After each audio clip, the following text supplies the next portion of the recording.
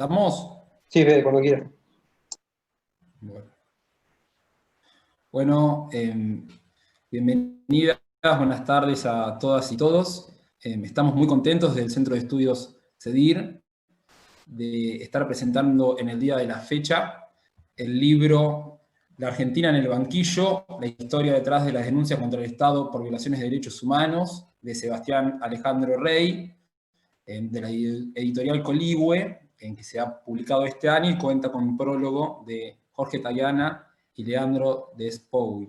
En esta oportunidad nos acompañan dos grandes referentes de los derechos humanos de la ciudad de Mar del Plata, como el autor del libro. En este sentido está presente Gloria del Carmen León, quien es creyente por el Ministerio de Justicia de la Nación en las causas de lesa humanidad en la ciudad de Mar del Plata, quien fue designada ya hace muchísimos años por el estimadísimo exsecretario de Derechos Humanos Luis Eduardo Duhalde, es miembro de la Comisión Municipal por la Memoria, docente de Derecho Público de la Facultad de Derecho de la Universidad Nacional de Mar del Plata, vocal titular y socia fundadora del Centro de Estudios CEDIR, y el doctor Juan Carlos Blasic, profesor titular de Derechos Humanos y Garantías Constitucionales de la Facultad de Derecho de la Universidad Nacional de Mar del Plata, profesor adjunto en la misma Casa de Estudios de Derecho Constitucional.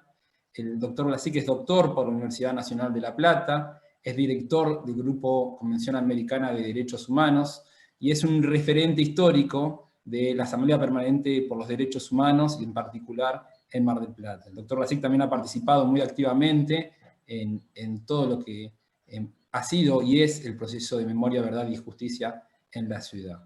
Y por supuesto contamos con el autor. El autor es abogado por la Universidad Nacional de Buenos Aires, es magíster en Derechos Humanos por la Universidad Nacional de La Plata, es doctorando por la Universidad Nacional de Buenos Aires, investigador y profesor de Derechos Humanos tanto en la Universidad de Buenos Aires como en la Universidad UNPAS, y es secretario de la Defensoría General de la Nación.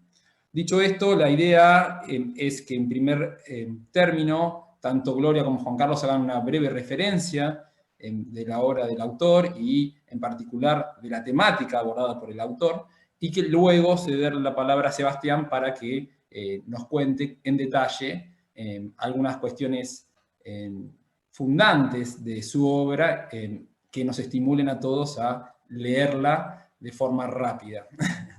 Bueno, dicho esto, le cedo la palabra a Gloria.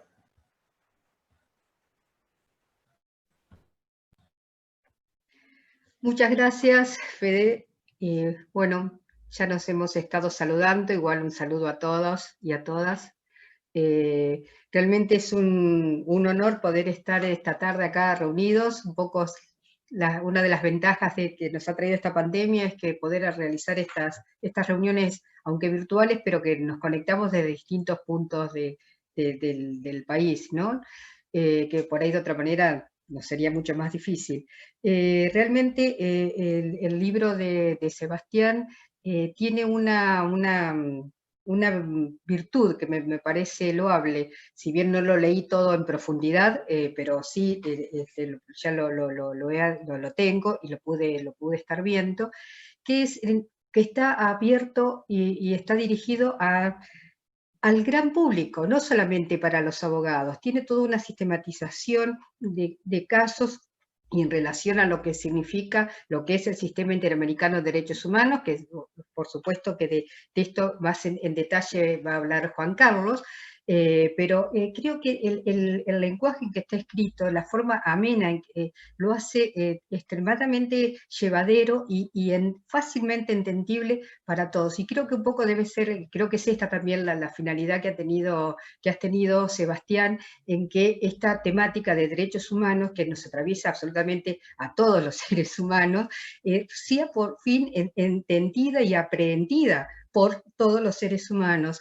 ¿no? Y en este caso todos los quienes puedan tener acceso al libro, porque además de lo que significa en sí haber analizado más de 40 casos por los cuales la Argentina ha sido denunciada ante la Comisión Interamericana de Derechos Humanos, y algunos de esos casos han llegado a tener una sentencia de la Corte Interamericana de Derechos Humanos, es el detrás de escena, cómo fue elaborándose cada uno de esos casos, cómo fue lo que vivenciaron quienes protagonizaron estos casos, ya sean como víctimas o quienes los han representado en las denuncias.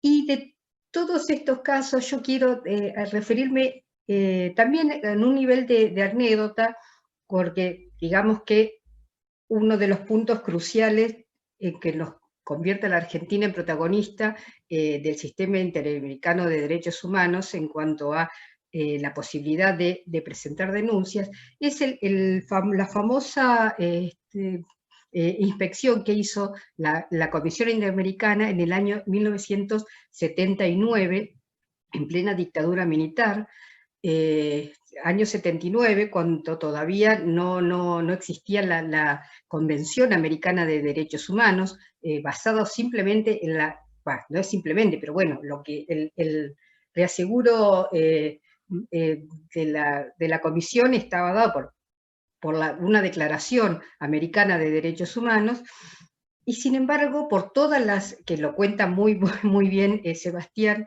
cómo se pudo lograr que la comisión hiciera una visita in loco a la República Argentina. Cómo jugó Estados Unidos para convencer de alguna manera a la Junta Militar que gobernaba el país para que admitiera la visita de la Comisión Interamericana, y cómo se desarrolló. ¿Y por qué digo en un nivel de anécdota? Porque no me voy a referir, tienen el libro para leer exactamente todo lo que relata Sebastián, pero porque por esas cosas del destino, yo tengo el privilegio de tener uno de los pocos informes que elaboró la Comisión Interamericana de Derechos Humanos y que fue presentada en el año 1980. ¿Qué es esto? No sé si se alcanza a ver. ¿Cómo obtuvimos esto? Por eso le digo que lo cuento esto como a nivel de anécdota, porque es un poco también, yo me siento de alguna manera también protagonista de lo que significó esa visita a la Argentina de la Comisión Interamericana ante las denuncias que ya se conocían más en el exterior que en la Argentina sobre la violación de los derechos humanos por los militares.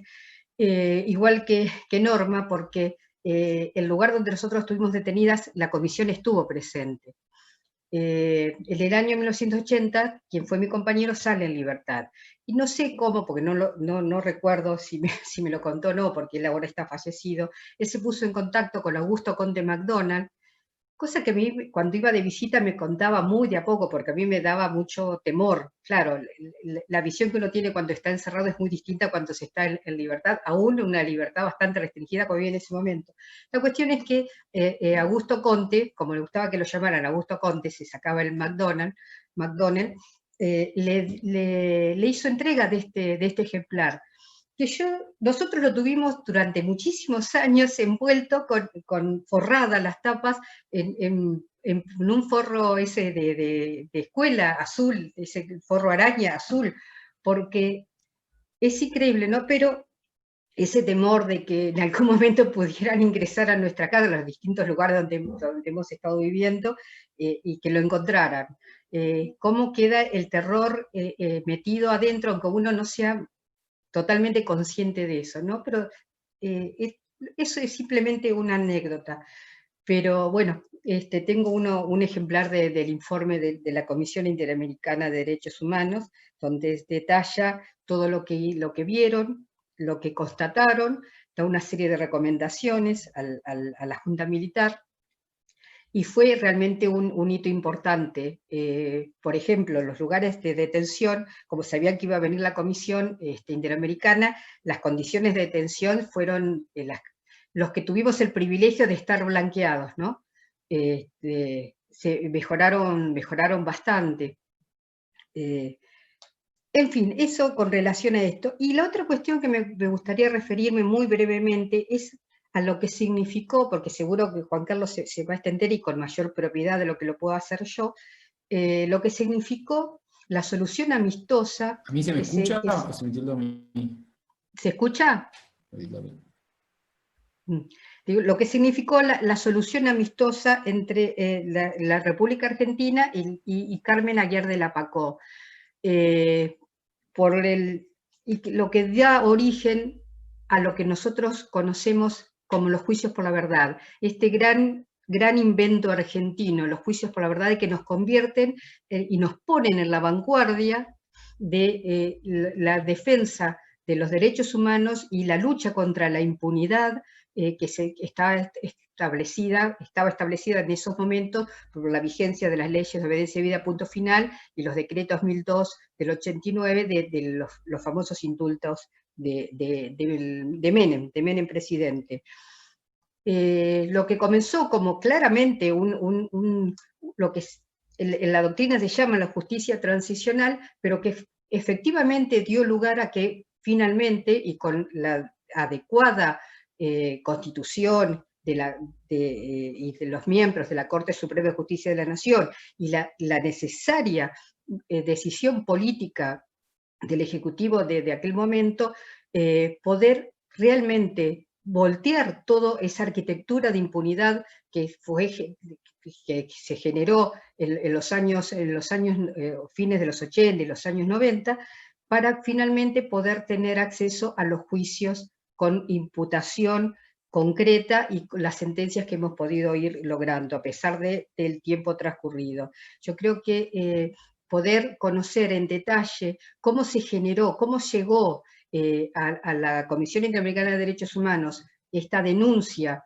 de una ciudadana argentina que lo que buscaba era saber qué es lo que había pasado con su hija, que había sido secuestrada ella con su hija en el año 77, a ella la liberan, pero su hija continuaba desaparecida.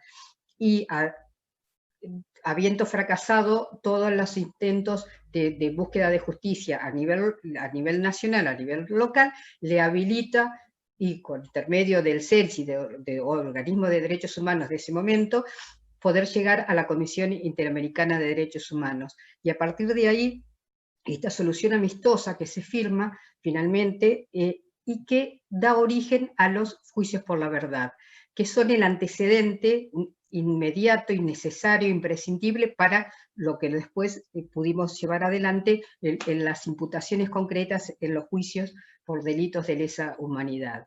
Yo creo que más allá de todo lo retórico, lo académico, que es necesario conocer, que si se pudiera realmente hacer trascender esto, que todos los conozcan, que se pueda enseñar en las escuelas, que los jóvenes lo sepan, más allá de, repito, de lo que es estrictamente jurídico, la importancia de la sociedad civil empoderada, dispuesta a luchar con los medios que el sistema democrático nos pone al alcance por el camino de la justicia, de la verdad, para mantener la memoria viva y para que estos hechos aberrantes no puedan volver a suceder. Yo creo que un poco cada uno de los casos que se están narrados, que están contados y están detallados en este libro, creo que, si yo mal no lo he interpretado, está dirigido en ese sentido, ¿no? De hacer público y de contar lo que pasó y ponerle voz a los verdaderos actores de estas historias, que no sean solamente un caso más o un caso menos. Pero bueno, creo que no quiero extenderme más en esto, quería simplemente resaltar tomar simplemente uno de los capítulos del libro y lo relaciono con la importancia que tuvo, y en el caso particular de Mar del Plata, que el juicio por la verdad, nosotros también tenemos un hecho para vanagloriarnos, si se me permite el término, porque los juicios por la verdad comienzan a desarrollarse ante las cámaras federales de apelaciones. En el caso nuestro, aquí en la ciudad de Mar del Plata, lo hicimos ante el Tribunal Oral Federal. ¿Cómo? Como una acción de amparo, tomando la reforma de la Constitución del 94, por una serie de razones que nos llevaron a impulsarlo de esta manera, no ante la Cámara Federal de Apelaciones de la ciudad. Bueno, y es así que por primera vez se realiza este tipo de juicios, como la ley tenía media sanción, una ley para llevar adelante procesalmente los juicios por la verdad, nunca se sancionó completa. Bueno, es decir que quisimos innovar y tuvimos una recepción, una buena recepción con los integrantes del Tribunal Oral Federal de Mar del Plata, y así es que se comenzó el juicio por la verdad, hasta que en el año 2005 comenzaron ya las causas penales. Bueno, esto es lo que simplemente quería manifestar, la importancia de poder transmitir todo esto, que no solo, repito, lo estrictamente jurídico, sino todo lo humano, todo el esfuerzo de distintos actores, no solo de los familiares, de las víctimas, de los organismos de derechos humanos, de todos los actores que han contribuido para que todos estos casos lleguen ante el órgano que es el único que puede llegar a poner justicia, ya que se han agotado, una vez agotadas, las instancias nacionales. Así que esto es todo lo que quería decir, y bueno, Juan Carlos va a poder hablar con mayor propiedad y más en extenso de lo que es, de qué se refiere este libro y la lucha por los derechos humanos. Gracias. Bueno, Gloria, muchísimas gracias. Muchísimas gracias por tu intervención. Ahora le vamos a dar la palabra al doctor Juan Carlos Blasic. Bueno, buenas tardes a todos y a todas. Un poco continuando con lo desarrollado por Gloria, el libro de Sebastián Rey es un aporte esencial desde la perspectiva crítica del derecho.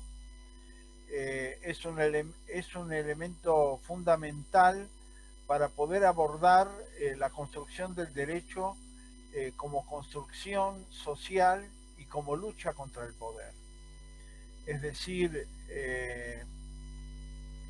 la posibilidad de poder acceder, digamos, al contexto en el cual la lucha jurídica por los derechos humanos y sobre todo por memoria, verdad y justicia se fue desarrollando en la Argentina, refleja claramente la posibilidad de conocer efectivamente esa construcción y la posibilidad de cómo y de qué manera se accedió a los resultados jurídicos que se obtuvieron en determinados contextos. Yo creo que este es un aporte esencial del libro de Sebastián Rey, porque hay una carencia, evidentemente, de material bibliográfico para la formación. Es decir, yo creo que un elemento central desde el punto de vista jurídico es la formación. Es decir, en gran medida tenemos los abogados que efectivamente formamos. Y esos abogados están formados dentro de los conceptos del formalismo jurídico y del positivismo jurídico, que excluyen totalmente el análisis del contexto social y de la lucha social en la procura del derecho, ¿no? Aunque en apariencia es una frase ya tradicional en el derecho a partir de von Jhering, es decir, la lucha por el derecho, la realidad es que la formación jurídica evade totalmente la existencia de esa lucha. Y yo creo que el libro de Sebastián es un aporte fundamental en ese sentido para la construcción de una formación alternativa. Por otro lado, considero de que esto se enmarca además en una lucha que es una lucha doctrinaria. Gloria hizo referencia, por ejemplo, y Sebastián en un momento, a las reuniones de la Asociación Argentina de Derecho Internacional, y yo recuerdo cuando esa reunión se hizo en Mar del Plata, que en realidad había una comisión que analizaba la relación entre Constitución y Derecho Internacional, y estaba la Comisión de Derechos Humanos de la asociación, y efectivamente en la comisión que analizaba la relación entre Constitución y Derecho Internacional, primaba, digamos, una visión restrictiva respecto al impacto que la evolución del derecho internacional tenía sobre nuestro orden constitucional. Es decir, que esto también tiene que ver con un debate que se da en el marco de la disputa doctrinaria. Es decir, es una disputa que no solamente es una disputa social, es también una disputa doctrinaria respecto a cómo enfocar y cuál es el alcance de la relación entre el derecho constitucional y el derecho internacional. Por otro lado, el exhaustivo análisis que hace el libro sobre los casos presentados ante la Comisión Interamericana, y algunos de los cuales llegaron a conocimiento y a sentencia favorable de la Corte Interamericana de Derechos Humanos, también refleja otra realidad que se encuentra de algún modo encubierta, que es la posibilidad de la alternancia del sistema internacional frente a una resolución nacional injusta. Esto está muy poco trabajado, muy poco difundido y muy poco estudiado aún dentro de la formación universitaria. Es decir, que se pueda advertir la alternativa del sistema internacional como una forma más de lucha jurídica, pero también de lucha política contra las sentencias injustas o las sentencias arbitrarias. Y este libro marca también una tendencia que yo creo que se está lentamente profundizando en la posibilidad de ver al sistema internacional como un medio para el logro de justicia. Por otro lado, señalar que muy bien desarrolla el libro en lo que tiene que ver con la lucha por la impunidad, todo el proceso que se desarrolló, las diversas alternativas que se llevaron adelante, y algunas de las cuales, aun cuando en el momento histórico inmediato, como fue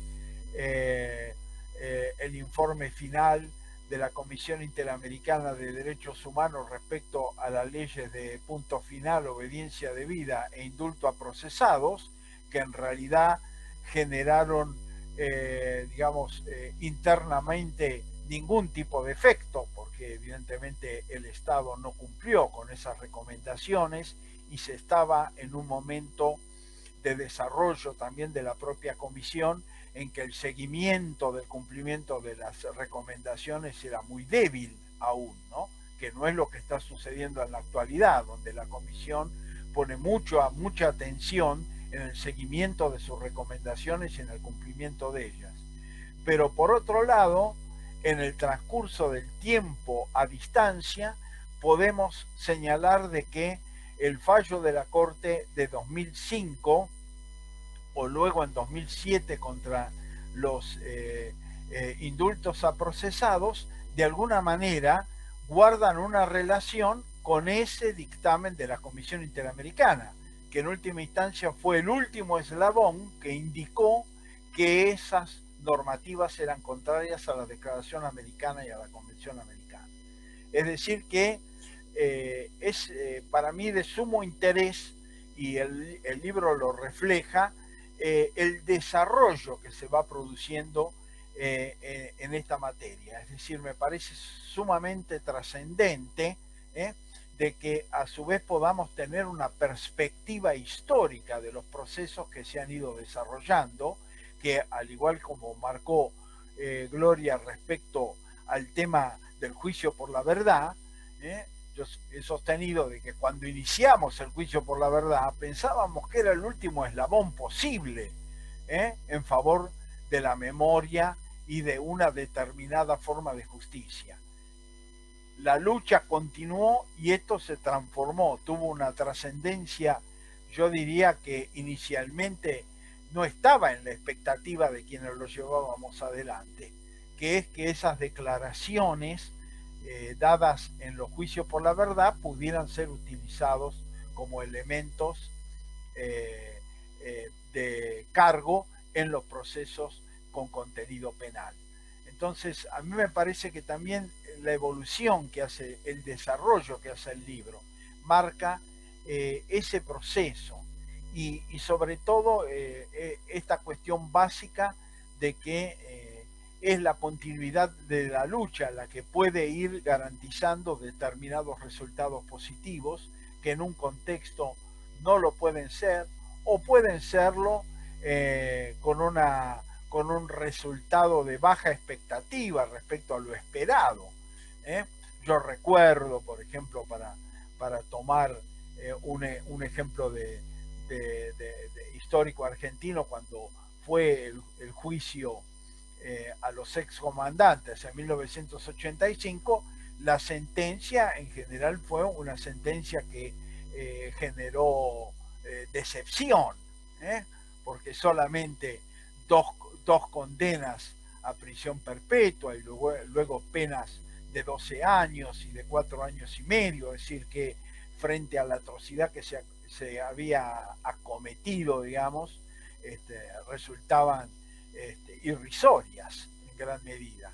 Pero en la perspectiva histórica uno puede advertir que eso fue un primer eslabón de un proceso que luego se fue desarrollando y perfeccionando.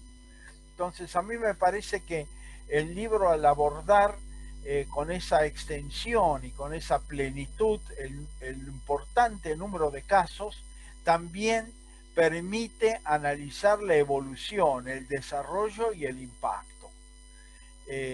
Yo no quiero cerrar esto sin señalar también que la relación entre la justicia nacional y la justicia internacional, es decir, sobre todo interamericana, ha sido de alguna manera conflictiva, porque desde un momento en que estaba totalmente apartada de la consideración jurisdiccional, fue lentamente incorporándose, como en el famoso caso de Menequian contra Sofovich, pero luego, cuando se llega al 2005 y al 2007,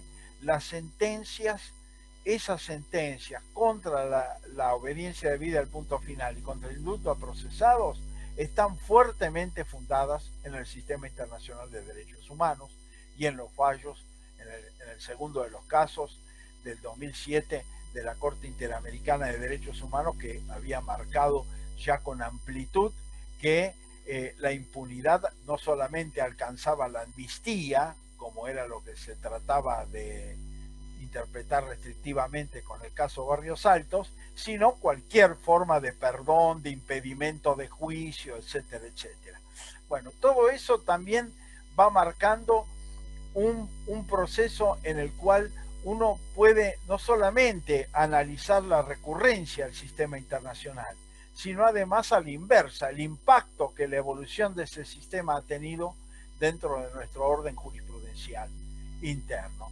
Y esto también no ha estado exento de contradicciones y de batallas, como podemos recordar más recientemente el caso Fontevecchia, por ejemplo, donde se puso, digamos, un límite y donde de alguna manera podríamos interpretar de que la jurisprudencia de la Corte, cuando se trata de la responsabilidad del Poder Ejecutivo, del Poder Legislativo, ha sido sumamente estricta, pero cuando se trata de la responsabilidad propia, bueno, ha puesto reparos, digamos, ¿no? Reparos corporativos, sosteniendo de que el sistema internacional no es cuarta instancia, que no puede dejarse una sentencia de la Corte sin efecto, etcétera. Pero todo eso está cimentado sobre todo en lo que muy bien desarrolla el libro respecto a la construcción de las acciones, los medios que se utilizaron, las tensiones que estaban presentes en cada uno de esas etapas y de esos procesos, y sobre todo nos permite hacer un análisis extensivo en el tiempo, que yo creo que revaloriza las distintas instancias y los distintos momentos. Es decir, esa situación que también Gloria describió sobre la presencia de la Comisión Interamericana de Derechos Humanos en 1979, por ejemplo, fue un punto inicial, pero que tuvo en su momento una gran trascendencia, porque ese informe que ella exhibió fue el primer informe que se elaboró, digamos, por un órgano que que no estuviera vinculado con las partes en conflicto, digámoslo así, ¿no? Es decir, un informe que resultaba de un organismo internacional y que por lo tanto adquiría un valor de verdad mucho mayor que el conflicto propio o las denuncias que pudieran hacer determinados sectores o grupos, que siempre eran tildados de intencionados, etcétera, etcétera. Pero la comisión, en ese momento, ese informe resultó sumamente importante para desnudar hacia el sistema internacional el sistema represivo. Y entonces, ese puede ser considerado un primer gran paso en el proceso de lucha de memoria, verdad y justicia. Y yo creo que justamente la importancia de este libro es poder haber hecho un análisis extensivo de ese proceso y desde el lugar de los protagonistas, desde el lugar de quienes han participado, formado parte, porque a la vez esos procesos tampoco estuvieron exentos de tensiones, de dificultades, de diferencias al momento de decidir qué hacer y cómo hacerlo. Así que yo personalmente felicito a Sebastián Rey por esta obra, que creo que hace un aporte altamente significativo al abordaje desde una perspectiva integral del tema de los derechos humanos.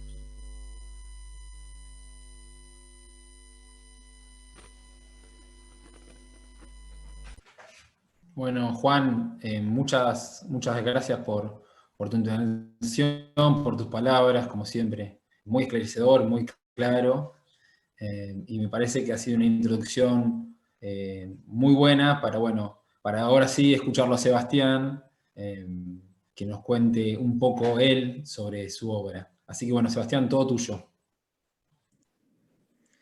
Gracias, Federico. Bueno, primero, buenas noches ya a todos y todas. Muchas gracias, Gloria y Juan Carlos, por sus palabras. La verdad que La Argentina en el banquillo es un libro que me llevó 4 años escribirlo. Fueron muchos años de trabajo. Forma parte de un proyecto más amplio que terminamos ya la semana que viene, sobre el análisis de la totalidad de los casos de Argentina en el sistema interamericano, que al día de hoy son 322 los que han sido resueltos. Ese libro que los abogados y las abogadas les gusta, que tiene nota al pie, va a salir con las notas al pie, las citas, para cortar y pegar, lo voy a publicar el año que viene, pero yo lo que tenía muchas más ganas de hacer, mientras yo iba preparando ese bien jurídico, me surgió la necesidad de sacar este otro, ¿no? Porque yo decía, bueno, a ver, que los abogados y las abogadas lean esto, qué sé yo, hay libros de derecho, por ahí le importa a muy poca gente. Pero me empezaba, a partir de las entrevistas que hice, a mí me parecía que era importante sacar un libro de historia más que de derecho. Un libro de la historia de los derechos humanos en la Argentina, que es un poco la Argentina del banquillo, que no tiene notas al pie, es un libro sin notas al pie, así que no es el típico libro de derecho, y que elegí los 44 casos que me parecían más interesantes para poder explicar estos 45 años de historia, ¿no? Con los diferentes momentos históricos y los diferentes procesos políticos. Por eso, como decía Gloria, el libro estaba pensado para 3 tipos de público. Por un lado, para los estudiantes de Derecho y las estudiantes de Derecho. Es un libro que nosotros no teníamos cuando estudiamos, ahí lo veo a José Luis. Nosotros no teníamos, de hecho no existe hasta el día de hoy, un libro que analice la jurisprudencia de los casos de Argentina, para explicarlos en la Facultad de Derecho. Yo en mis cursos de la facultad explico yo los casos, pero no en base a bibliografía que exista donde se analice toda la jurisprudencia de la Corte Interamericana, por ejemplo, de Argentina. Los 30 y pico de casos que tiene la Corte Argentina, no existe ese libro. Y no existía cuando nosotros estudiamos, y sigue sin existir al día de hoy. Por otro lado, me parece que es un libro necesario para la militancia. Yo soy un militante político, un militante en temas de derechos humanos, y me parece que el libro refleja la militancia de muchas personas durante los últimos 45 años, muchas personas muy importantes para la historia argentina, y en ese sentido me interesaba destacar a estas personas, ¿no? Porque por ahí los más jóvenes no recuerdan, o no conocen, o no recuerdan quiénes fueron determinadas personas que han sido fundamentales, sobre todo en lo que es el proceso de memoria, verdad y justicia en la Argentina. Entonces, contar esas historias de militancia es muy interesante. Y por eso lo escribí de una manera fácil, como decía Gloria. Lo escribí sin los tecnicismos y el vocabulario difícil que usamos los abogados y las abogadas. Traté de hacer un libro que sea de lectura sencilla para alguien que no entienda derecho. Porque en definitiva, como decía antes, me parece que la idea era hacer un libro de historia. Y creo que lo hice bastante fielmente. Lo hice reflejando las contradicciones de la Argentina, ¿sí? Las contradicciones de los protagonistas. Hice 350 entrevistas, de izquierda a derecha, peronistas, radicales, entrevisté a todos, y publiqué lo que decían, pese a que muchas de esas frases no las comparto, es decir, hay muchas de las ideas que los protagonistas de estos casos sostienen en el libro, que no son las que yo pienso, pero que me parece que forman parte de la historia argentina, justamente esas contradicciones, ¿sí? Una historia argentina de los últimos 45 años, que pasó de un gobierno militar a un gobierno radical, a un gobierno peronista, a un gobierno radical, a un gobierno peronistas, y después a un gobierno de una alianza entre el radicalismo y el PRO, un gobierno más de derecha todavía. Entonces creo que esos procesos y esos cambios influyeron claramente en lo que son los derechos humanos, y influyeron claramente en lo que es el litigio y la búsqueda de justicia en la Argentina, y en la búsqueda de justicia en el ámbito internacional también. Entonces, la excusa de los casos internacionales me permitió ir contando qué es lo que ocurría en la Argentina en esos periodos históricos. Entonces, me parece que en ese sentido es un libro de historia que puede ser muy interesante para cualquier persona, y no solo para la militancia, para quienes pertenecen a un organismo tradicional de derechos humanos. Lo que a mí me interesaba, si bien el libro tiene el análisis jurídico de los casos que se resolvieron, escrito de manera sencilla, pero está el análisis, están algunas textuales importantes de lo que se resolvió en cada caso. A mí lo que me importaba más era darle la voz a las víctimas, ¿no? Darle la voz a los protagonistas, esto que no se hace en la Facultad de Derecho. En la Facultad de Derecho se enseñan y se memorizan estándares, se memorizan fallos, y no se sabe qué le pasó a la persona que estaba detrás de ese caso, ¿sí? ¿Qué historias hay detrás de esos casos y cómo se llega a las decisiones? ¿Qué expectativas tenía esa víctima cuando empieza a litigar su caso? Si esas expectativas se lograron o no. ¿Qué expectativas tenían los abogados? ¿Y qué expectativas tenían quienes tomaban las decisiones, quienes resolvían? Porque también entrevisto a los miembros de la Comisión y de la Corte Interamericana, porque también ahí hay decisiones políticas que van atravesando el litigio de los casos. También en la OEA hay política. También en el Poder Judicial argentino y en la Corte Suprema argentina hay política. Entonces, ir contando cómo se dan toda esa, como decía Gloria, la cocina, ¿no? La historia detrás de la historia, me parecía que estaba bueno poder sistematizarlo en un solo libro. Creo que el hecho de poder reflejar los testimonios de todas estas personas, digo, hay muchas personas que han muerto por el paso del tiempo, pero creo que el libro refleja bastante bien todos estos periodos históricos por sus protagonistas y de acuerdo a sus puntos de vista. Y después hay algunos testimonios que a mí me sorprendieron, es decir, yo he estudiado todos estos casos hace muchos años, pero sin embargo no dejaba de sorprenderme con algunas declaraciones.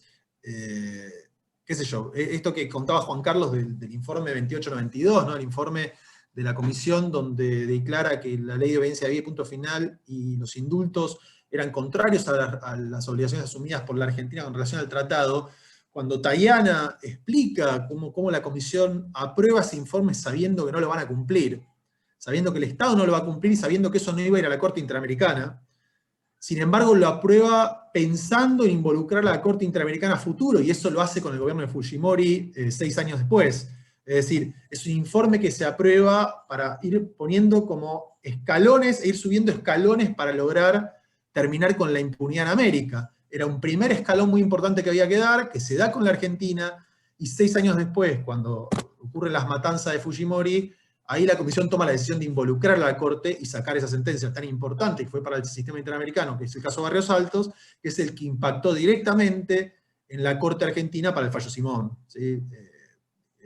Hay jueces de la Corte Argentina que revén su voto de Camps en Simón, por ejemplo Petraki, justamente haciendo referencia a Barrios Altos y al cambio jurisprudencial. Y ese cambio jurisprudencial ocurre gracias al litigio de los organismos de derechos humanos de la Argentina. ¿Sí? Porque sin el informe 2892 no hubiese habido Barrios Altos. Entonces, entender toda esa dinámica, me parece súper importante. Después hay frases más qué sé yo, marketineras, que, por ejemplo, cuando Berbisky dice que el kirchnerismo usó a los derechos humanos, es una frase que se usa mucho y que generalmente la derecha la utiliza, y él dice, y estábamos encantados que nos usen, porque estos reclamos se los llevamos a todos los gobiernos democráticos. Yo me reuní con el gobierno de Alfonsín, me reuní con el gobierno de Menem, me reuní con el gobierno de la Alianza, se lo planteé a Duhalde y ninguno quiso bajar los cuadros. No es algo que por primera vez se lo llevamos a Néstor Kirchner, se lo llevamos a todos y no nos atendía. Entonces, cuando Néstor Kirchner decide bajar los cuadros, nosotros estábamos contentos, porque era la primera vez que el Estado estaba empezando a escuchar nuestros reclamos. Entonces, cómo los propios protagonistas van redefiniendo esas cuestiones más de la historia argentina.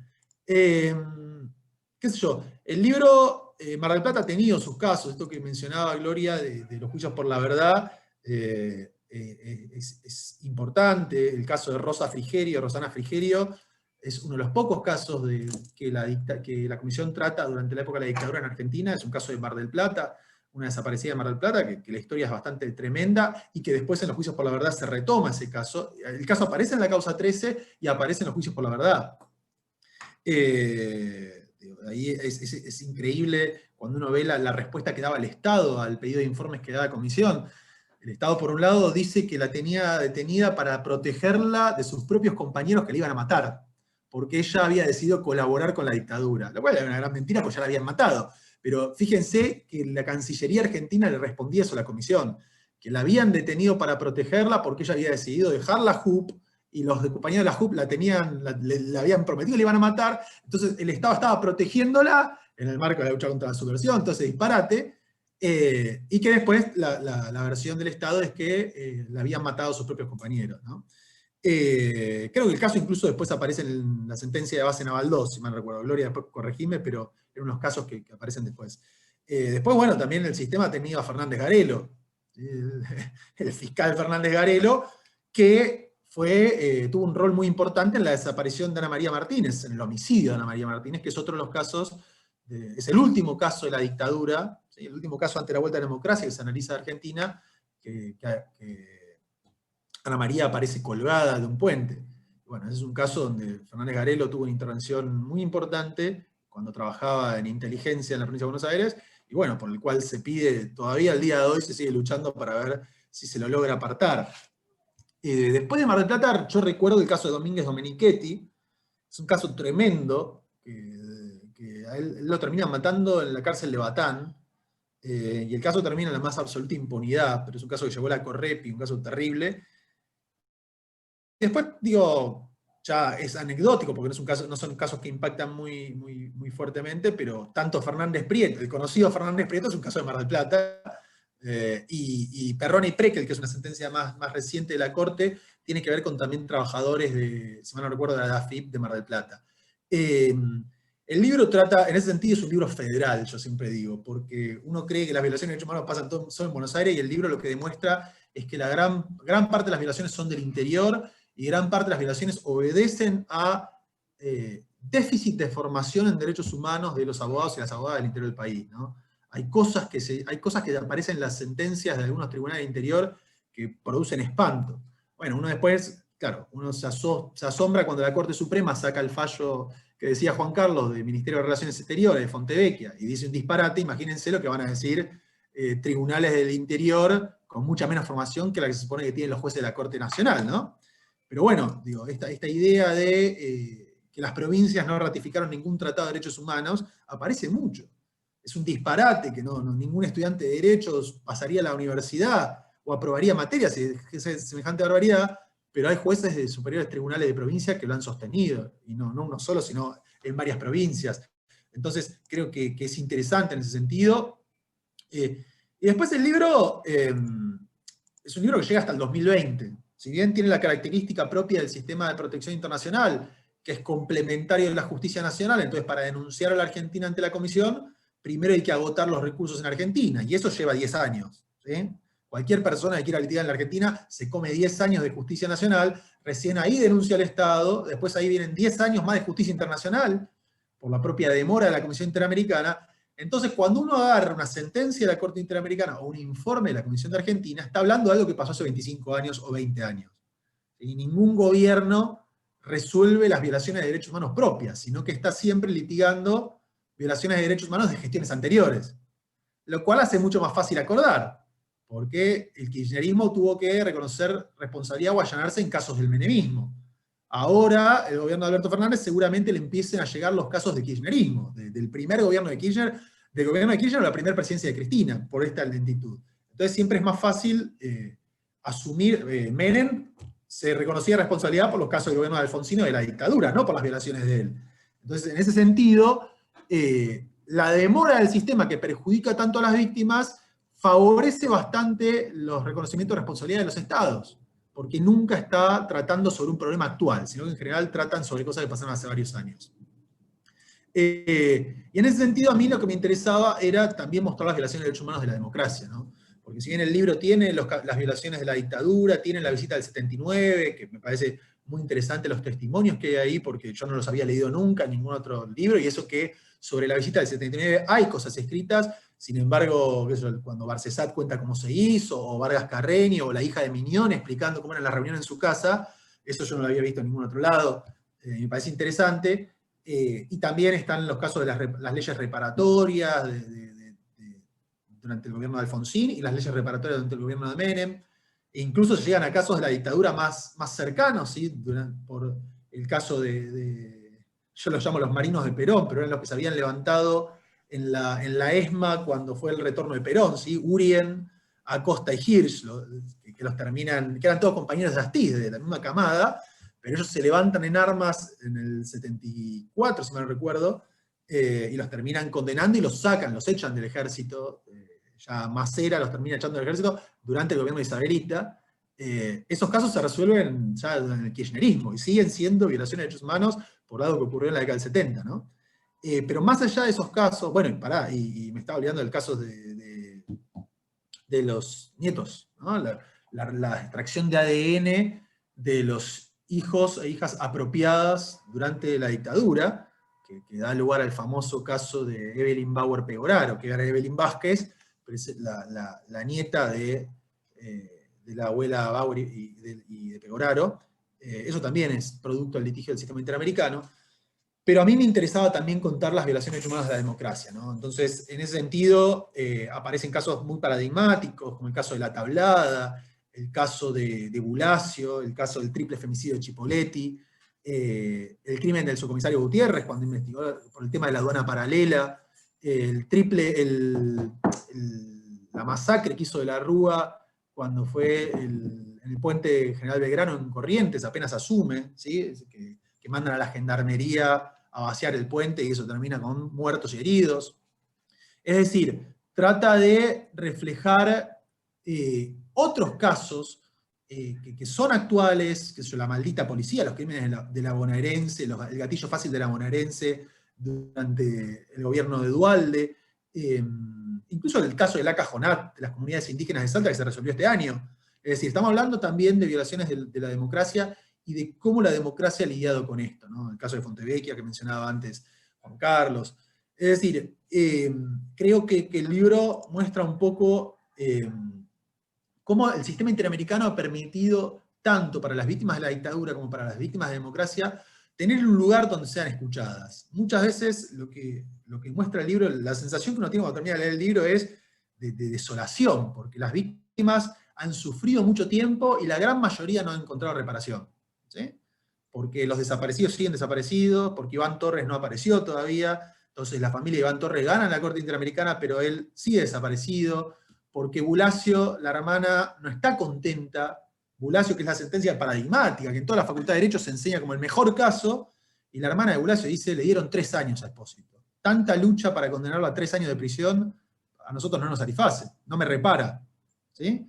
Entonces uno se queda con los ojos abiertos, porque uno creía que era el fallo el mejor fallo de la historia, o se cuenta con el mejor fallo de la historia en la Facultad de Derecho, y para las víctimas no lo es. Para las víctimas es pura frustración. Entonces da esa sensación de frustración, pero a la vez todas las víctimas reconocen que el sistema interamericano les dio la posibilidad de ser escuchadas por primera vez, ¿sí? Ese acceso a la justicia que la jurisdicción nacional no le dio, porque fueron invisibilizadas, porque fueron desoídas, porque fueron ninguneadas por los jueces nacionales, porque no hay que olvidar que toda condena contra la Argentina en el sistema interamericano de protección viene después de que un juez o una jueza no hayan hecho su trabajo, ¿sí? El requisito de agotar los recursos internos hace que siempre haya tenido que haber ido a un tribunal, y ese tribunal no hizo las cosas bien. Porque aún, supongamos el caso de las leyes de obediencia y punto final, son leyes del Congreso, bueno, fueron convalidadas por la Corte. Si la Corte hubiese dicho, la Corte Argentina hubiese dicho que esas leyes eran inconstitucionales, nada de esto hubiese pasado. Entonces, siempre detrás de toda violación de derechos humanos, cuando la policía mata a un pibe, ¿sí?, siempre hay un tribunal que no condenó a esos policías después. Entonces, siempre hay un juez o una jueza que hicieron mal su trabajo y termina eso en la condena del Estado. Pero el hecho de que 7 miembros de la comisión o 7 jueces o juezas de la Corte hayan escuchado a la víctima por ahí después de 20 años es sumamente reparador, ¿sí? Esto que le ocurre a las víctimas de la dictadura cuando se reabrieron las causas después del fallo Simón y por la política de derechos humanos de kirchnerismo, de ser escuchado por un tribunal civil nuevamente, a muchas víctimas ante el sistema interamericano es la primera oportunidad que eso les pasó. Entonces yo en ese sentido resalto el rol de la Comisión Interamericana como lugar de búsqueda de justicia y también como lugar para conseguir cambios, ¿no? Porque lo que muestra el libro es que el litigio ante el sistema permitió muchos cambios normativos, ¿sí? La derogación del desacato es a partir de una solución amistosa en el sistema, la derogación del Código de Justicia Militar surge a partir de una denuncia ante la Comisión Interamericana, esto de cómo tomar las muestras de ADN en casos de apropiación de niños de la dictadura es a raíz del acuerdo de solución amistosa que hacen las abuelas en el caso de Erin Bauer Pegoraro. Estos cambios en la creación de la CONADI también forma parte de esto. Es decir, el sistema interamericano ha permitido muchos cambios. Bueno, esto que señalábamos antes, ¿no? que los juicios por la verdad que mencionaba Gloria son producto de un acuerdo de solución amistosa. La reglamentación de la ley de cupo femenino durante el gobierno de la Rúa es a partir de un caso del sistema interamericano, que era el caso de Mercedes de Morini, que era una radical que la habían dejado afuera de la lista sus propios compañeros radicales, ¿no? Porque es la junta electoral del radicalismo la que la había dejado afuera por ser mujer. Entonces, todo esto es a partir del litigio. Entonces, comprender en ese sentido la potencialidad del sistema interamericano me parece muy importante cuando uno, incluso para enseñarla en las facultades, pero también enseñándola con las limitaciones, porque un litigio de 25 años no es recomendable para nadie. Entonces, muchas víctimas también tenían expectativas imposibles de realizar por el sistema interamericano, porque van con la creencia de que en 5 años van a tener sentencia y eso no pasó nunca. Ni Bulacio, que fue un caso de laboratorio, porque el caso de Bulacio fue un caso armado específicamente por el sistema interamericano, porque la comisión estaba buscando un caso de derecho del niño para empezar a establecer estándares. Entonces el CELS, en ese momento que tenía un buen vínculo con la comisión, porque estaba Víctor Abramovich, Martín Abreu, entonces había ciertos contactos entre comisión y CELS, le va a pedir a la Correpi un caso de violaciones de derechos del niño, y el caso paradigmático era Bulacio. Entonces, es un caso armado de laboratorio entre Correpi, CELS y comisión, para que en tiempo récord, porque tardó casi 3 años nada más, todo el trámite en la comisión del caso Bulacio, ustedes piensen que el promedio es de 11, 12 años. Hay casos de 20 años en la comisión. Bueno, aún ese caso duró muchísimo tiempo, porque después la sentencia hasta el día de hoy, Bulacio no fue cumplida.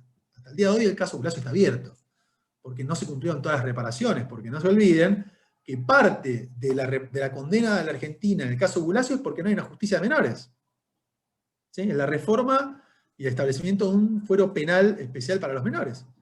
Y eso al día de hoy todavía el régimen de responsabilidad penal juvenil no se ha logrado cambiar, porque cada vez que se quiere hacer eso aparece el tema de la baja imputabilidad, como pasa todas las semanas en nuestro país, como pasó la semana pasada nuevamente. Es decir, siempre la historia vuelve. Estamos hablando hace 20 años casi de Bulacio con este tema y seguimos discutiendo lo mismo. No podemos cambiar la ley de responsabilidad penal juvenil porque cada vez que se quiere hacer eso, otra vez quieren bajar la imputabilidad de los menores.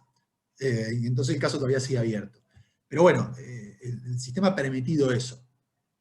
Y después, y con esto cierro, porque por ahí les interesa hacer alguna pregunta sobre algún tema en particular, para no extenderme mucho, me parece que lo que demuestra el libro es que las decisiones y las soluciones son siempre políticas.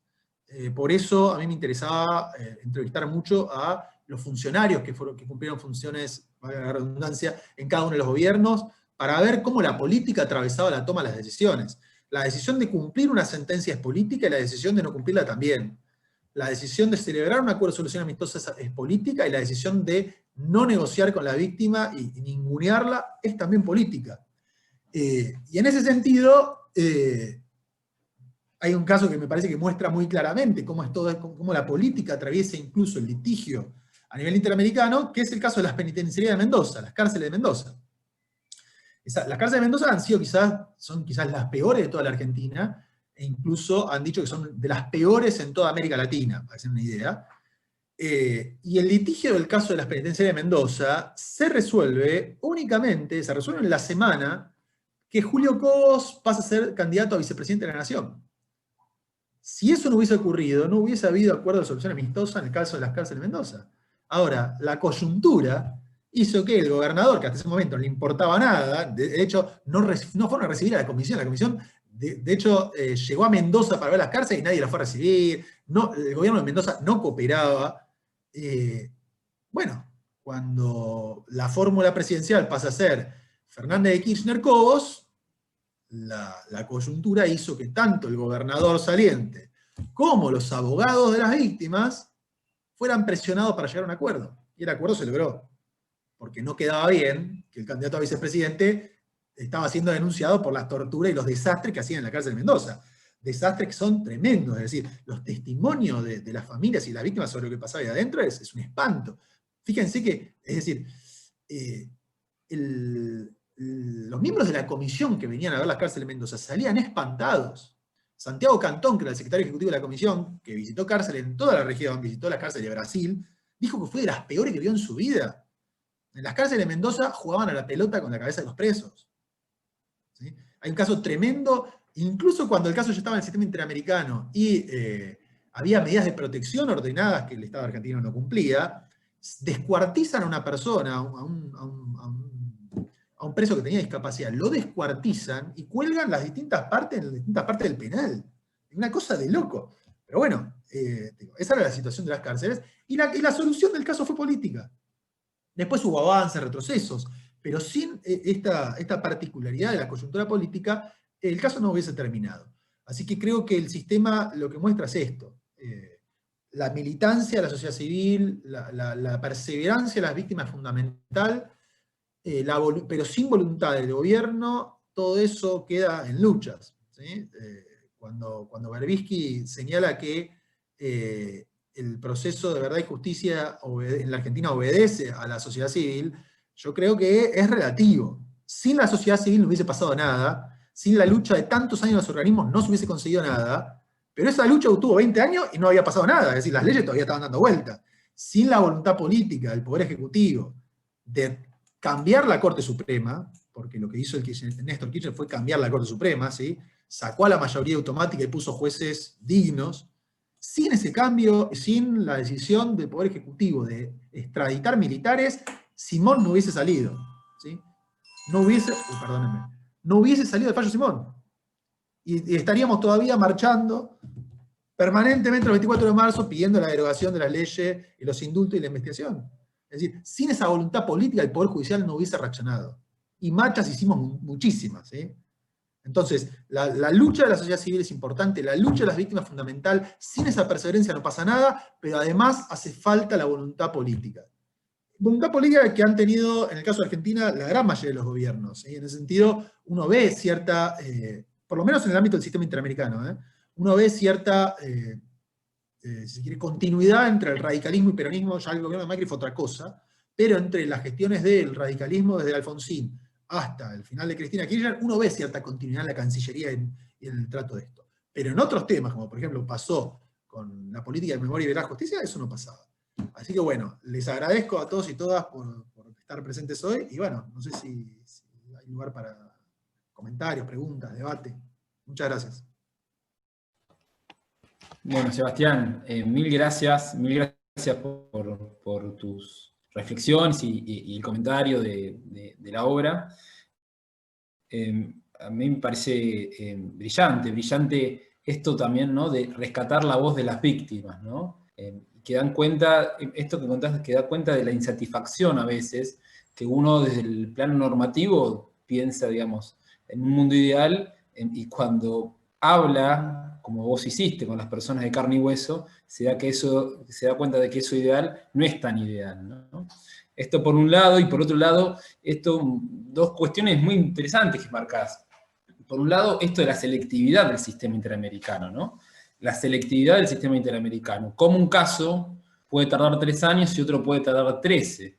¿Cómo opera esta selectividad, ¿no? Y cómo opera también, otra cuestión bastante seria, que es los aportes que hacen cada estado respecto a las decisiones que se toman con respecto a cada uno de esos estados a veces, ¿no? Y la otra cuestión que marcás es la transversalidad de la política en la adopción o no adopción de las medidas restaurativas, medidas reparatorias de cada uno de los estados. Y hay un instrumento que es muy importante, que es el de las, ¿no? de las medidas, se me fue el nombre, cautelares no se llaman, tienen otro nombre. Provisionales. ¿Cómo es? Provisionales. Medidas provisionales. Las medidas provisionales, ¿no? En esos casos sí hay una actuación inmediata del sistema, en este caso de la Corte, aún cuando llegan a la Corte, y si no sé si vos hiciste este análisis, pero habría que ver, porque ahí sí, digamos, hay una actuación respecto, ¿no? De forma inmediata respecto al gobierno de turno. Habría que ver cuál es el grado de cumplimiento de estas medidas provisionales respecto al cumplimiento de las reparaciones ordenadas en los casos contenciosos, ¿no? En principio, una hipótesis, si uno sigue tu razonamiento, sería que el cumplimiento de estas medidas provisionales tendería a ser menor que el de las medidas reparatorias de las sentencias en los casos contenciosos. Bueno, nada, esto eran unas reflexiones en base a todo lo que vos decís, y me parece buenísimo también poder empezar a contar esto de forma sencilla, como historia también, ¿no? Más allá de derecho, como historia para la formación, no solo de abogadas y abogados, sino de cada uno de nosotros, ¿no? Y esto tendría que ser parte también, no solo de la formación a nivel universitario, sino de la formación a nivel secundario, porque forma parte ya, ¿no? de cuestiones básicas que hacen al contrato social de las y los argentinos. Bueno, dicho esto, abrimos el espacio para comentarios, observaciones, preguntas que le quieran hacer a Sebastián. Desde ya agradecerle desde el CEDIR, porque estamos muy, muy contentos de poder contar con vos y con esta actividad. ¿Preguntas? ¿Observaciones? José Luis, queremos escucharte un comentario, por lo menos, ¿eh? ¿Cómo va? Bueno, un gusto verlo a Seba y a tantos amigos y amigas que nos conocemos y nos vemos. Me disculpas a Gloria, a Juan Carlos, que la verdad fue un día muy difícil hoy para poder conectarme, pero no quería dejar de pasar. Y Seba, me quedo con esto que vos también planteás, de que en toda instancia para poder llegar a la comisión y luego a la Corte se pasó por el sistema del Poder Judicial argentino, ¿no? Digo, me quedaba con esto de el Poder Judicial en el banquillo, digo, jugando con tu nombre, porque siempre ahí hay una conducta, cuando no protectoria o encubridora, como mínimo omisiva, o de clara desatención también para los intereses de la víctima. Decirte que me impactó muchísimo lo de Formerón. La verdad que cuando has contado su historia, porque es un caso que trabajamos en la especialización de violencia familiar acá en la Universidad Nacional de Mar del Plata, en la Facultad de Ciencias de la Salud, y la verdad que es esto que vos expresás con tanta claridad. Vos desde la academia das cuenta del avance que puede ser poner al descubierto todo un entramado, toda una ineficiencia, todo un sistema que en ningún momento tuvo pensado la celeridad.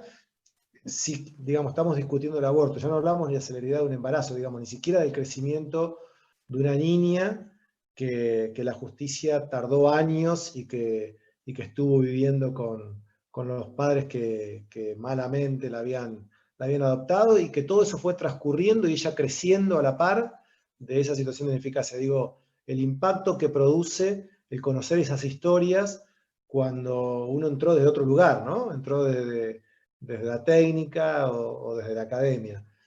Dicho esto,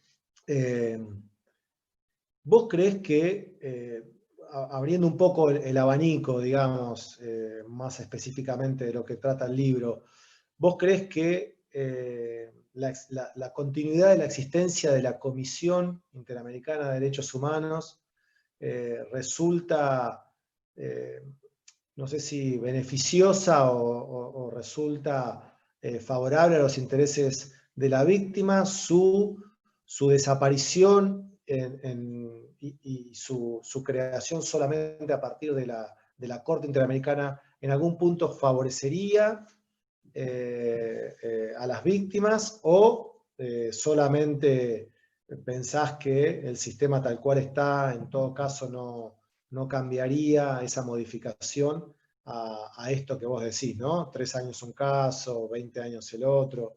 Un poco saber tu opinión con respecto a eso. Voy contestando, ¿no? Y después contestamos y vamos haciendo preguntas. Así nos hacen, bueno.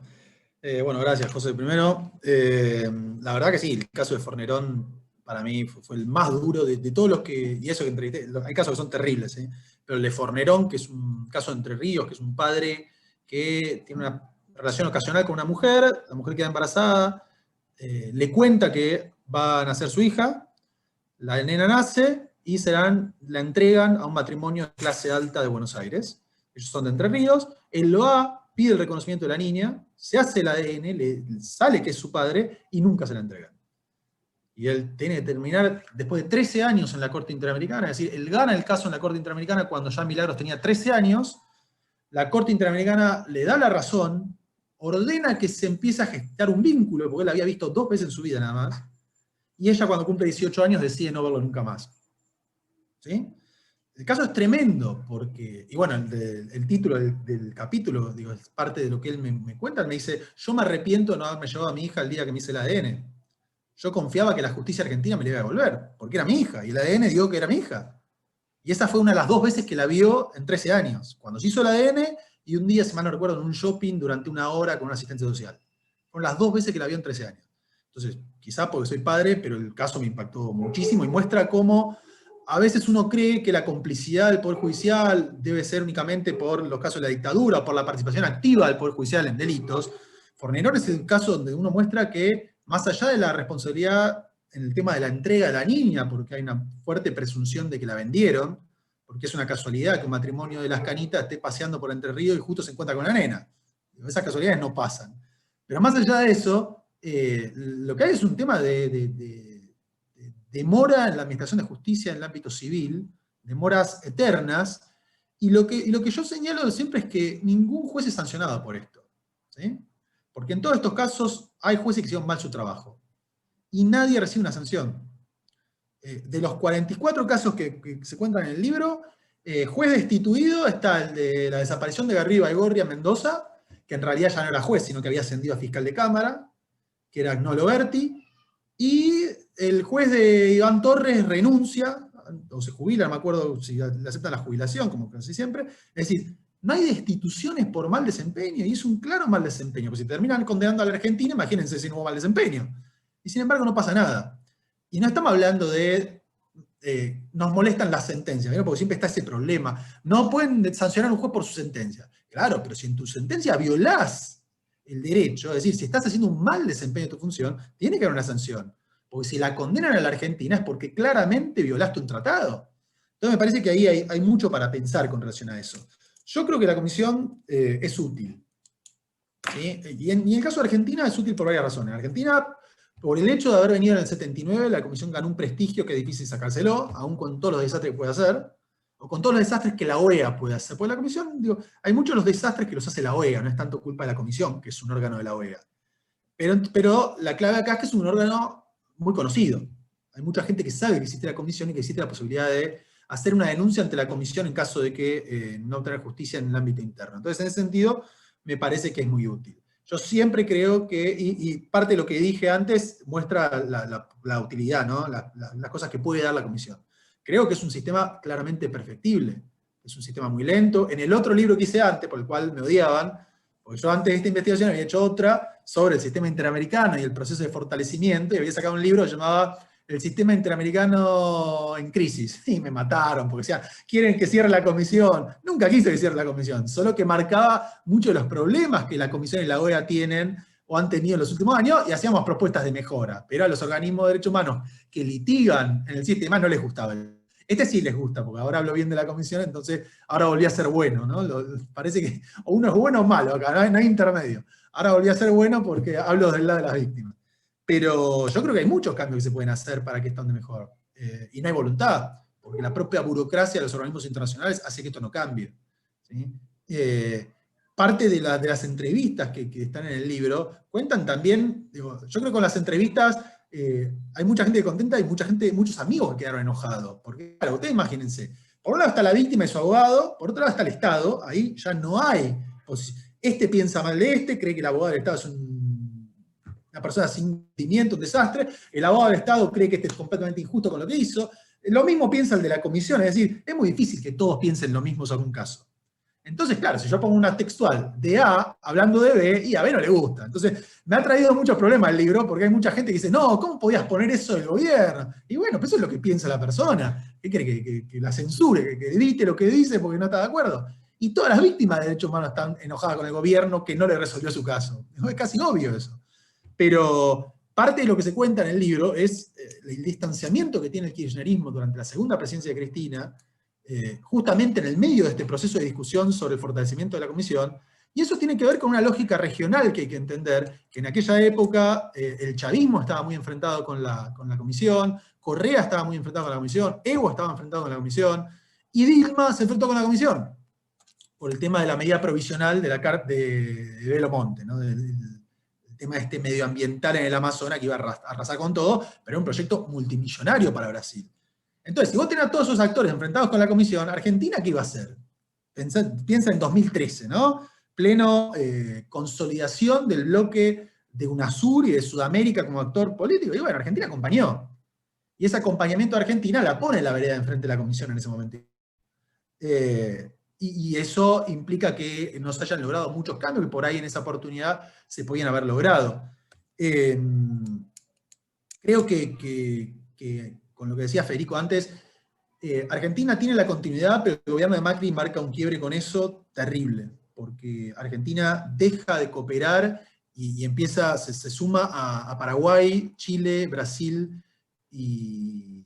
Paraguay, Chile y Brasil. Los 4 cancilleres sacan una declaración horrenda hablando de que la comisión se mete en los asuntos internos del Estado, pidiendo y reclamando un margen de apreciación nacional, que era un disparate, pero básicamente es una declaración política muy fuerte, marcando de la cancha a la comisión, y en ese momento se da también el fallo, o un poquito antes, se da el fallo del Ministerio de Relaciones Exteriores, ¿no? Esta idea del gobierno de Macri, equivocada a como de lugar, y esto da lugar a la otra pregunta que hacía Federico, que tiene que ver con las medidas provisionales, esta idea de que alguien le iba a revisar lo que pasaba con Milagros Sala. Un disparate total, ¿sí? La Corte, el Ministerio de Relaciones Exteriores, reafirma que es la que va a decidir cómo se interpreta el tratado, y ella define si se cumple o no una sentencia. ¿Por qué? Porque no quería que revisen lo que estaba pasando con Milagros Sala. Y el gran error, como señalaba al principio, es que nadie iba a revisar lo que le pasaba a Milagros Sala en ese momento, porque Milagros Sala primero tenía que agotar los recursos internos. Al día de hoy todavía no agotó recursos internos. Imagínense si hace 4 años lo había hecho. Imposible. Y nadie sabe si en 5 años va a agotar los recursos internos, y el día que la comisión pueda decir algo, los juicios de Milagros Sala, va a ser en 15 años, no va a estar Macri, no va a estar Kirchner, no va a, digo, es decir, todos los actores de ese momento ya no van a estar. Entonces era un disparate, pero sin embargo dio lugar a una jurisprudencia horrenda que generó efectos negativos en otros tribunales a nivel nacional y provincial, que empezaron a decir que no había que cumplir con los estándares. Lo que sí pasó con Milagros Sala es una medida provisional, pero ojo, porque también las medidas provisionales llevan su tiempo, no son casos tan actuales. Porque primero se piden las medidas cautelares en la comisión, y ya todo eso lleva un tiempo, ¿sí?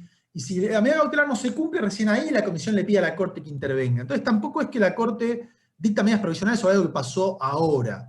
Si bien sigue pasando ahora, en general son hechos de hace 1 o 2 años.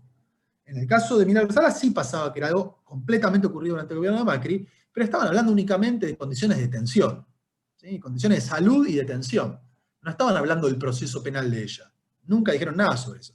Entonces, en ese sentido, las medidas provisionales son más fáciles de cumplir. Pese a eso, Argentina muchas medidas provisionales no las cumplió, sobre todo cuando tenía que ver con garantizar la vida o la integridad de testigos.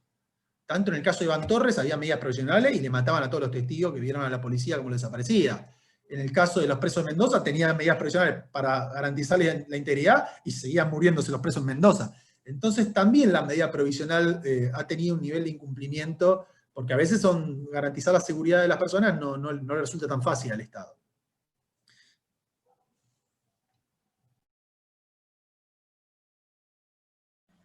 Gracias, Sebastián. Muchas gracias por tu explicación. ¿Alguna otra observación, pregunta para Sebastián? O comentario, ¿no? También pensar en comentarios. No, yo me quedaba con esto que vos decías, ¿no? Esta cosa que quieren seguir mostrando a la sociedad del sistema judicial, que hay una decisión entre lo político y lo jurídico, cuando en realidad es, digamos, estructuralmente el sistema judicial es políticamente antidemocrático, ¿no? Es una cosa que ha quedado en evidencia en los últimos tiempos y bueno, ahora absolutamente con todo el debate y en discusión. Entonces, a veces, por ahí uno que está dentro del universo judicial dice que ¿desde qué lugar? Y me parece que en ese sentido traigo algo que acá no se nombró, pero sí en el caso de Formerón hay un libro donde Gabriela Vázquez hace un análisis justamente del caso Formerón desde una perspectiva de género y ahí habla y dice que uno de los elementos, digamos, que existe en ese tribunal es la falta de perspectiva de género, porque considera que solamente la mujer es la que puede adquirir, digamos, la que puede tener los cuidados necesarios para ese niño, omitiendo que este padre podía hacerse cargo de esta niña, ¿no? Esto por un lado. Y por el otro lado, pensar eso, ¿no? La falta de democratización del sistema judicial, ¿no? Y cómo esto históricamente, digamos, escinde a las víctimas de posibilidad de derecho. Porque vos bien dijiste, digamos, estoy totalmente de acuerdo con tu análisis en esto de que todos los resultados han sido gracias a la movilización de las víctimas, pero también a las decisiones políticas. Porque es cierto, si no hay una decisión política, hay ciertas cosas que no se pueden llevar a cabo, como los casos de lesa humanidad. Lo vimos cuando empezó en el gobierno de Alfonsín y se truncó, y después vino la ley de punto final. Entonces, me parece que en ese sentido el análisis es claro. Ahora, cuánta responsabilidad también esto queda supeditado a la figura de la víctima, ¿no? Porque aquella que no llega a una sentencia, aquella que no llega al sistema judicial, y así todo, no llega a ser escuchada como debiera, qué complejo es pensarlo desde un lugar del derecho social, no desde el derecho dogmático, normativo, ¿no? Esto me queda dando vueltas. Y muchísimas gracias, porque la verdad que súper interesante escucharte, Sebastián, y seguramente me estimulaste a leer el libro, realmente. Es muy cierto lo que decís de Leonardo, y a Fornerón hicieron una doble discriminación. Por un lado, una discriminación por género, por este preconcepto de toda la justicia de Entre Ríos. Para que se den una idea, la psicóloga nunca lo entrevistó a Fornerón. La psicóloga hace una pericia sobre con qué familia viviría mejor Milagros sin haber entrevistado a Fornerón. Es decir, él dice, lo hizo con los manuales. Ella agarró manuales y empezó a escribir qué sería mejor para mi hija sin haber hablado conmigo primero. A él lo discriminan por este preconcepto de la justicia de Entre Ríos, que la comparte gran parte de la justicia argentina, sobre todo la justicia en materia civil y de familia, de que un padre solo no puede cumplir roles, ¿sí? que le faltaría la madre a ella, y después por pobre. Su discriminación también es económica, porque gran parte de los argumentos son la niña no va a tener el mismo nivel de vida con Fornerón que con la familia de Buenos Aires. Entonces lo discriminan, es una cosa increíble, ¿no? Pero le hacen una doble discriminación a él tremenda, y el libro, digo, en ese sentido también, con relación a lo que decías de la sociedad civil, muestra también cómo las víctimas tienen que organizarse también en democracia. Entonces muestra el surgimiento de organizaciones de víctimas, como la COFABI o la CORREPI, que ya no son las tradicionales históricas, la PDH, las tradicionales históricas de las luchas contra las dictaduras, sino ya son las víctimas de democracia, que también son ninguneadas, son las madres que iban a los tribunales en la provincia de Buenos Aires para pedir por los casos de gatillo fácil, terminan juntándose todas y entre todas recién ahí empiezan a movilizar las investigaciones. Entonces también me parece interesante contar ese lado B, ¿no? La segunda tanda de organizaciones de derechos humanos ya surgidas en democracia para los delitos de las democracias.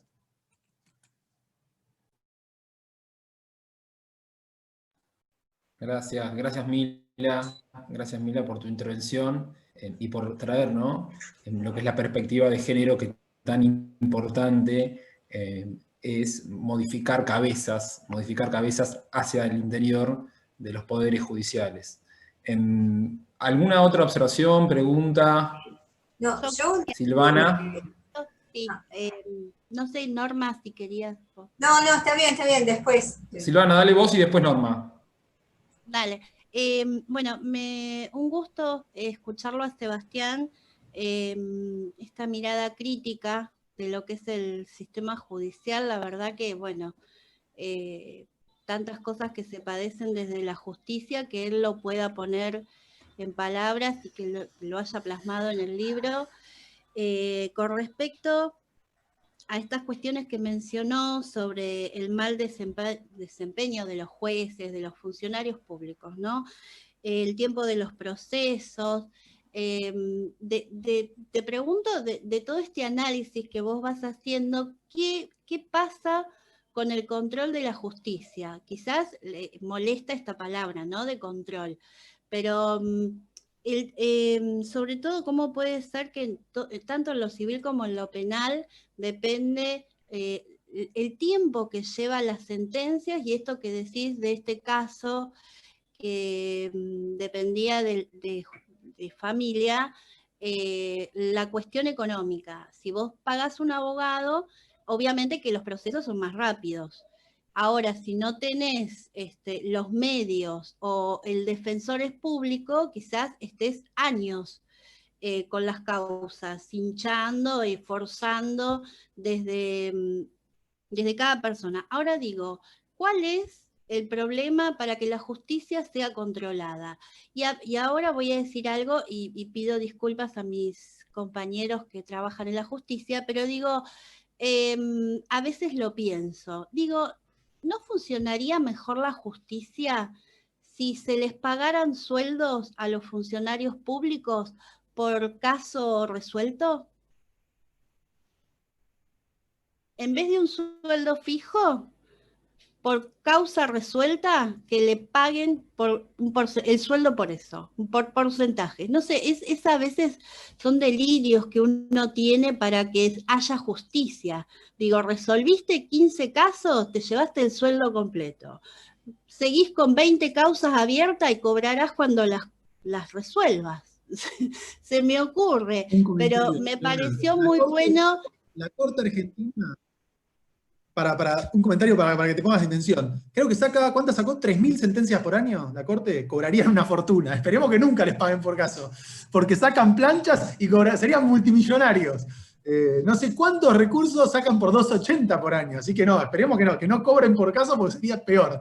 1000 veces peor. Serían sueldos mucho más altos que los que cobran ahora. Así que no. Con lo que está ahora ya es mucho, me parece. Mantengámosles esto. Es mucho. Bueno, pero y esta cuestión del control, ¿no? Por el mal desempeño. ¿Qué pasa con eso? ¿Por qué a la justicia no? Sí, yo creo que, a ver, cuando yo digo que para mí tiene que haber una sanción. La sanción no significa que vayan a lincharlos o que los maten en la puerta de los tribunales, ¿sí? Pero tiene que darse cuenta el juez que el Estado, por lo menos en estos casos que son tan obvios, acá son casos obvios, ¿sí? Tenés un tribunal internacional que dice que Argentina le violó los derechos humanos a Juancito. Y eso es culpa de un juez, en gran medida. Entonces, que haya una sanción. Puede haber una sanción económica, puede haber restitución, hay que ver qué tipo de responsabilidad tuvo el juez, pero no puede pasar que no pase nada. Porque en Argentina, por ejemplo, están los casos de los menores condenados a perpetua, y los jueces siguen estando ahí, siguen ejerciendo, es decir, no les pasó nada, no sienten nada, no han internalizado de que fueron ellos los que generan la responsabilidad del Estado.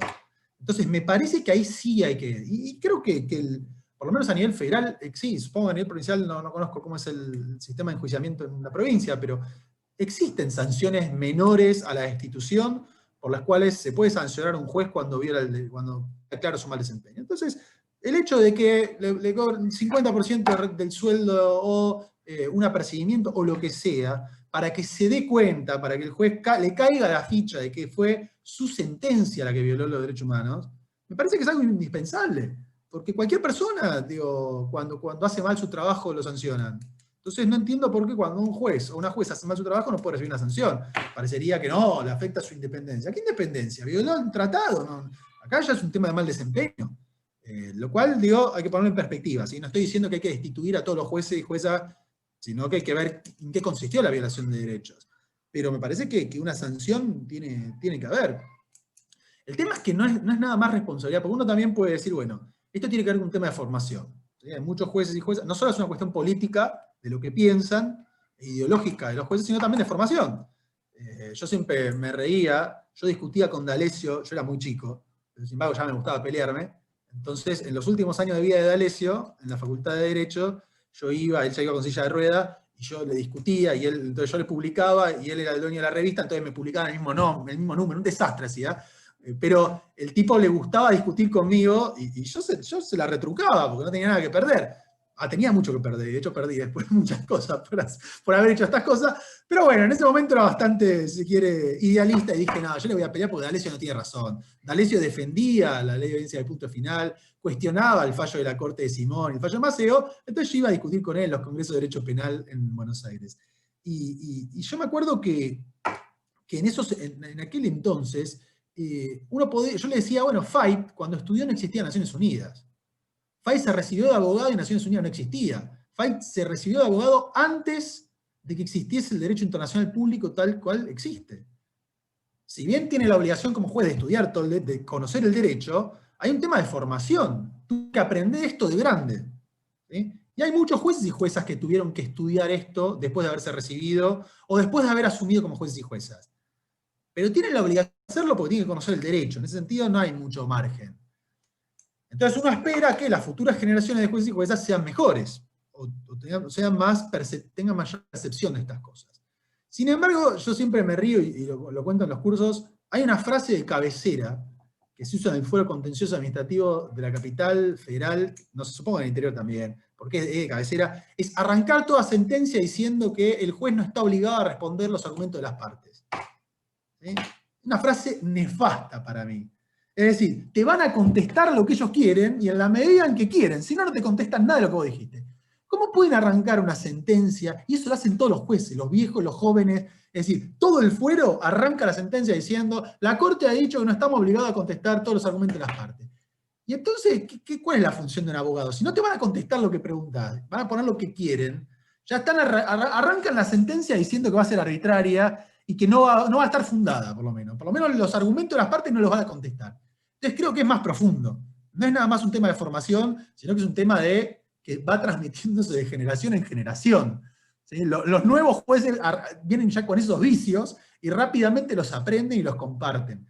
Entonces me parece que es mucho más profundo el problema y que requiere, para empezar, este tipo de discusiones que se den en el proceso de selección de los magistrados. ¿Sí?